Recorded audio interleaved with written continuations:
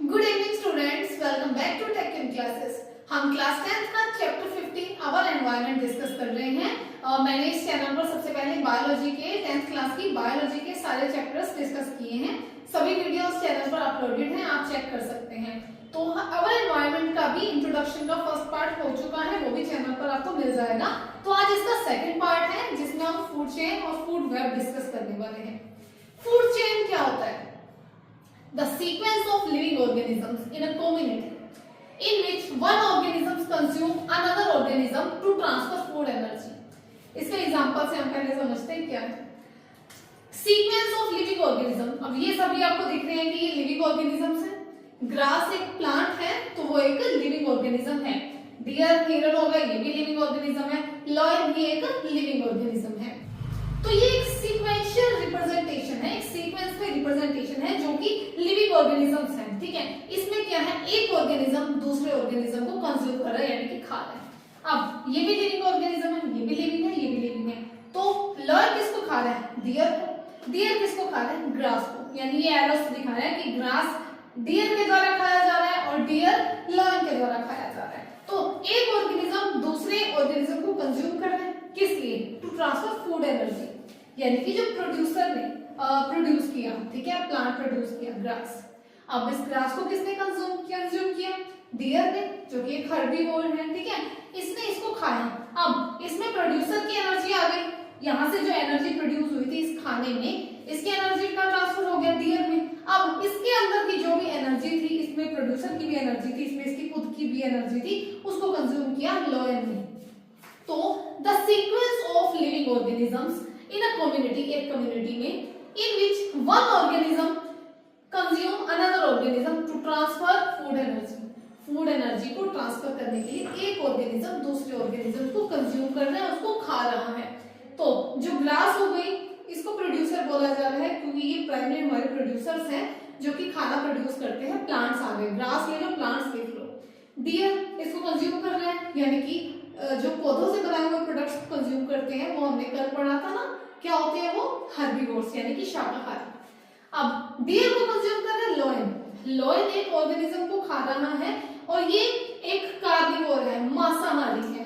ठीक है, जो प्रोड्यूसर को कंज्यूम करते हैं वो हर्बीवोर्स होते हैं और जो हर्बीवोर्स को कंज्यूम करते हैं उनको मांसाहारी कहा जाता है। तो लॉयन एक कार्निवोर है। तो इस तरह से ये सीक्वेंस चलता है, इसको कहते हैं food chain. It is unidirectional, एक ही डायरेक्शन में चलता है। ठीक है, प्रोड्यूसर को खाया हर्बीवोर ने, हर्बीवोर को खाया कार्निवोर ने। ठीक है, which transfer where transfer of energy take place only in one direction. अब ये एक ही डायरेक्शन में हो रहा है। फूड चेन एक सीक्वेंस है लिविंग ऑर्गेनिजम्स की, जहां पर एक ऑर्गेनिज्म दूसरे ऑर्गेनिजम्स को कंज्यूम कर रहा है और एनर्जी का ट्रांसफर हो रहा है। यूनिडायरेक्शन है, ठीक है, यूनिडायरेक्शनल है, एक ही डायरेक्शन में है ये। Transfer of energy takes place only in one direction. तो जो ट्रांसफर ऑफ एनर्जी होगा वो भी एक ही डायरेक्शन में होगा, यानी ग्रास की जो एनर्जी है वो गई डियर में, डियर वाली एनर्जी गई लॉयन में। यूनिडायरेक्शनल है ये। It represents who Yeats whom। ये क्या दर्शाता है, क्या शो करता है? ये दिखाता है कि कौन किसको खाता है।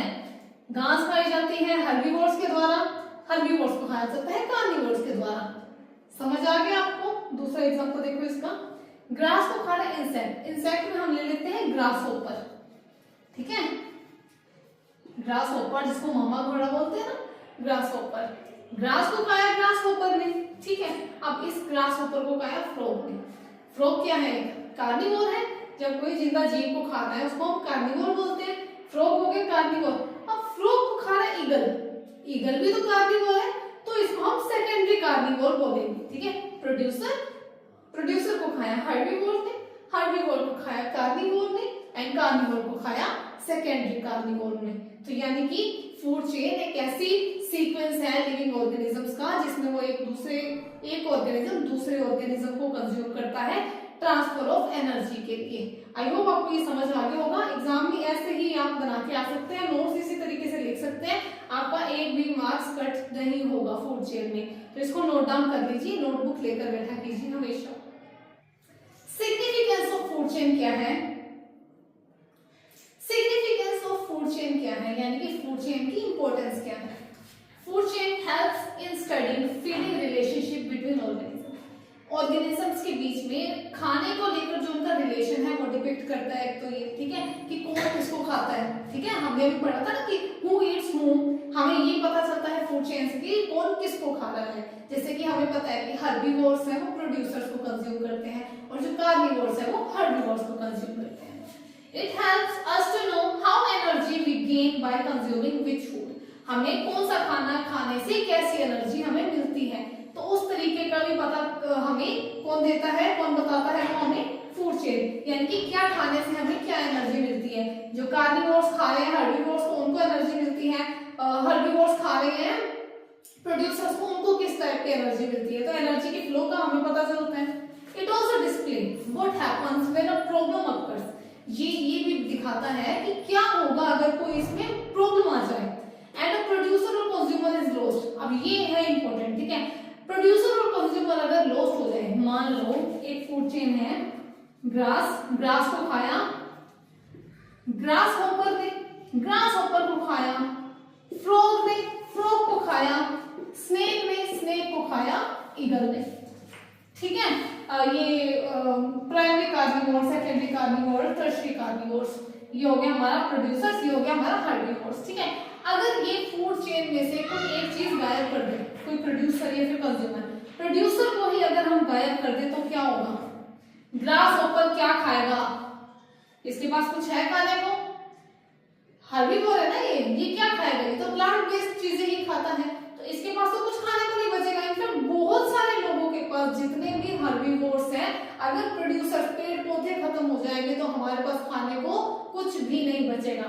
तो इसको हम गायब नहीं कर सकते हैं किसी भी हालत में। अगर ये हो जाएगा, अगर हमारे पास प्रोड्यूसर्स ही नहीं बचेंगे तो ग्रास हॉपर्स खत्म हो जाएंगे, मर जाएंगे। चलो हम एक ही फूड चेन का एग्जांपल लेकर चलते हैं, हम खुद का एक बार नहीं देखते। प्रोड्यूसर्स खत्म हो जाएंगे तो ग्रास हॉपर्स क्या खाएंगे, कुछ भी नहीं, तो ग्रास हॉपर्स की पॉपुलेशन गायब। अब फ्रॉग्स तो ज्यादा ग्रास हॉपर खाते हैं तो फ्रॉग्स भी खत्म हो जाएंगे फिर, क्योंकि उनके पास उनका खाना खत्म हो गया। अब स्नेक का खाना भी खत्म हो गया क्योंकि फ्रॉग्स मर जाएंगे ग्रास हॉपर के बिना, वो भूखे मर जाएंगे। अब स्नेक्स खत्म हो गए तो ईगल्स भी खत्म हो जाएंगे क्योंकि ईगल्स का खाना था स्नेक। तो यानी कि कोई एक चीज भी अगर गायब कर दी जाए, अगर हम इसमें से सिर्फ ग्रास को प्रोड्यूसर को अगर हम गायब कर दे तो सारी फूड चेन कोलैप्स हो जाएगी, कुछ भी नहीं बचेगा। तो ये इस तरह की प्रॉब्लम्स है जो कि डिपिक्ट करती है हमारी फूड चेन, जो हमें बताती है कि प्रोड्यूसर और कंज्यूमर दोनों का होना कितना ज्यादा इंपॉर्टेंट है। अगर एक भी इनमें से लॉस हो जाएगा तो ये फूड चेन कोलैप्स हो जाएगी, ये फूड चेन सही से जो इकोसिस्टम है वो सही से वर्क नहीं कर पाएगा। अब हम समझते हैं कि फूड वेब क्या है। The interconnected food chains operating in an ecosystem which establish a network of relationships between various species are called a food web. जब फूड चेन्स, बहुत सारी फूड चेन आपस में इंटरकनेक्टेड होती हैं, ठीक है, इकोसिस्टम में, और वो एस्टेब्लिश करती हैं एक नेटवर्क ऑफ रिलेशनशिप, एक पूरा नेटवर्क ऑफ रिलेशनशिप बना देती है किनमें, बहुत सारी स्पीशीज के बीच में। यानी बहुत सारी फूड चेन्स इंटरकनेक्टेड हो और बहुत सारी स्पीशीज में रिलेशंस बना रही हो, ठीक है, आपस में उनके, उसको बोला जाता है फूड वेब, ठीक है। वेब यानी जाल, पूरा जाल बिछा हो जहां पर फूड चेन्स का, उसको बोलते हैं food web. In food web, one organism may occupy a position more than one food chain. अब इसमें एक ऑर्गेनिज्म एक से ज्यादा फूड चेन्स में आ सकता है, उसमें जगह ले सकता है, वहां पर जाकर वो खाना कंज्यूम कर सकता है। एग्जांपल से समझते हैं। तो हमारा जो प्रोड्यूसर्स, तो हमें पता है हमारे प्लांट्स है, तो हम सिर्फ ग्रास लेकर चलेंगे क्योंकि और कोई प्रोड्यूसर नहीं है, सिर्फ ग्रीन प्लांट्स ही ऐसे हैं और एक ब्लू ग्रीन एल्गी हो गए, चलो, पर हम मेजर पार्ट है जो फूड का जो प्रोड्यूस करते हैं वो ग्रीन प्लांट्स है, तो हम ग्रीन प्लांट्स में ग्रास को लेकर चल रहे हैं। अब ग्रास को कौन कौन खा सकता है? पहले हमने एक सीक्वेंस पढ़ा था लिविंग ऑर्गेनिजम्स का जिसमें एनर्जी का ट्रांसफर हो रहा था फूड चेन में। अब हम पढ़ते हैं कि इसका वेब क्या है। ग्रास को ग्रास हॉपर भी कंज्यूम कर सकता है, ग्रास को रैबिट भी कंज्यूम करता है और ग्रास को माउस भी कंज्यूम कर रहा है, ठीक है। यानी एक प्रोड्यूसर को ये तीन कंज्यूमर्स कंज्यूम कर रहे हैं। अब ग्रास हॉपर को कौन कौन खा सकता है? ग्रास हॉपर को लिजर्ड भी खा सकती है, छिपकली, ठीक है। ग्रास हॉपर को हॉक भी खा रहे हैं, देख रहे हैं ना। ग्रास हॉपर को दो कंज्यूमर्स कंज्यूम कर रहे हैं, प्राइमरी कंज्यूमर, सेकेंडरी कंज्यूमर। अब जो रैबिट है ग्रास खा रहा है रैबिट भी, अब रैबिट को भी कंज्यूम कर लिया होक ने, यानी होक ने दो फूड चेन्स में अपनी जगह ऑक्यूपाई कर ली, ठीक है। The food web one organism में occupy a position in more than one food chain, एक से ज्यादा फूड चेन में होक ने जगह ले ली। अब ग्रास को माउस भी खाना है, माउस को स्नेक भी खा सकता है और माउस को डायरेक्टली होक भी कंज्यूम कर रहा है, स्नेक को भी होक कंज्यूम कर रहा है।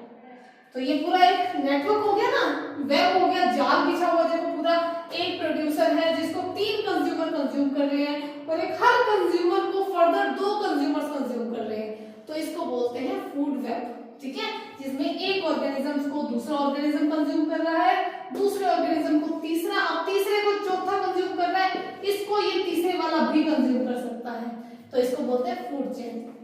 यानी फूड चेन्स, बहुत सारी फूड चेन्स जब इंटरकनेक्टेड होती हैं और एक इकोसिस्टम बनाती हैं, इकोसिस्टम, ठीक है, इकोसिस्टम बनाती हैं जो एक नेटवर्क ऑफ रिलेशनशिप को एस्टेब्लिश करता है बिटवीन वेरियस स्पीशीज, बहुत सारी स्पीशीज के बीच में नेटवर्क ऑफ रिलेशनशिप आप देख रहे हैं। ग्रास और स्नेक का क्या रिलेशन है इसमें कि ग्रास को खा रहे हैं माउस, अगर माउस ग्रास को नहीं खाएंगे ये मर जाएंगे तो इनकी स्पीशीज खत्म हो जाएगी, उनके पास कोई खाने वाला नहीं मिलेगा, तो ये आपस में सारे इंटरकनेक्टेड हैं। आई होप आपको फूड वेब अच्छे से समझ आ गया होगा। अब हम फूड चेन और फूड वेब में डिफरेंस देख लेते हैं, इंपॉर्टेंट क्वेश्चन है, कई बार वो एग्जाम में आ सकता है।